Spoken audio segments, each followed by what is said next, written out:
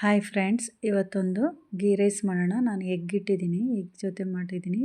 ನಾನ್ ವೆಜ್ಜಿಗೆ ನಾನು ಗೀ ರೈಸ್ನ ಮಾಡ್ತೀನಿ.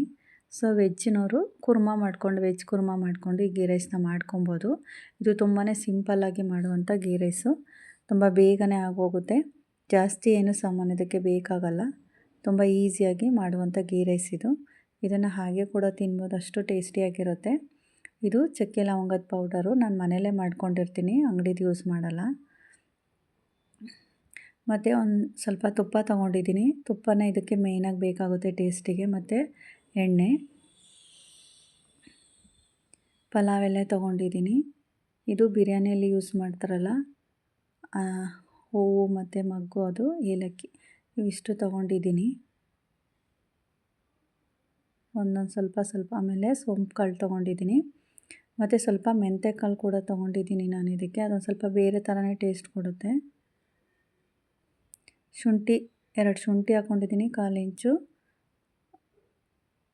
2 ಬೆಳ್ಳುಳ್ಳಿ, 1/4 ಇಂಚು ಶುಂಠಿ ತೊಗೊಂಡು ಕುಟ್ಟಿಟ್ಕೊಂಡಿದ್ದೀನಿ. 2 ಈರುಳ್ಳಿ ಹೆಚ್ಕೊಂಡಿದ್ದೀನಿ.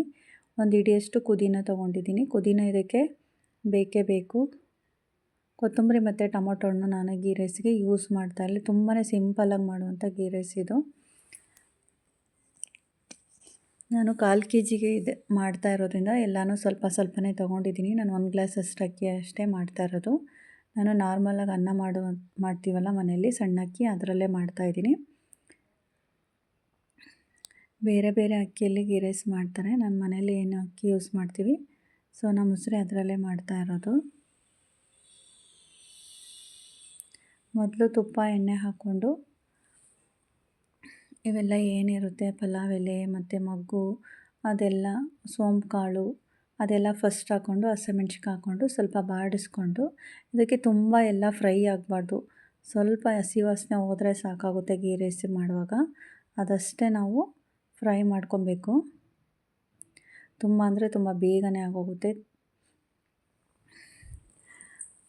ಫ್ರೈ ಆದಮೇಲೆ ನಾವು ಪುದೀನ ಸೊಪ್ಪನ್ನ ಹಾಕ್ಕೊಬೇಕು. ಲಾಸ್ಟಲ್ಲಿ ಶುಂಠಿ ಬೆಳ್ಳುಳ್ಳಿನ ಹಾಕ್ಕೊತಾ ಇದ್ದೀನಿ, ಯಾಕಂದರೆ ಅದು ಹಸಿ ವಾಸನೆ ಹೋಗಬೇಕು. ಎಣ್ಣೆಲೇ ಎಲ್ಲನೂ ಬೇಯಬೇಕು. ಇದು ಲಾಸ್ಟಲ್ಲಿ ಶುಂಠಿ ಬೆಳ್ಳುಳ್ಳಿ ಹಾಕ್ಕೊಂಡ್ರೆ ಅದು ಕುಕ್ಕರಿಗೆ ಅಂಟೋದಿಲ್ಲ.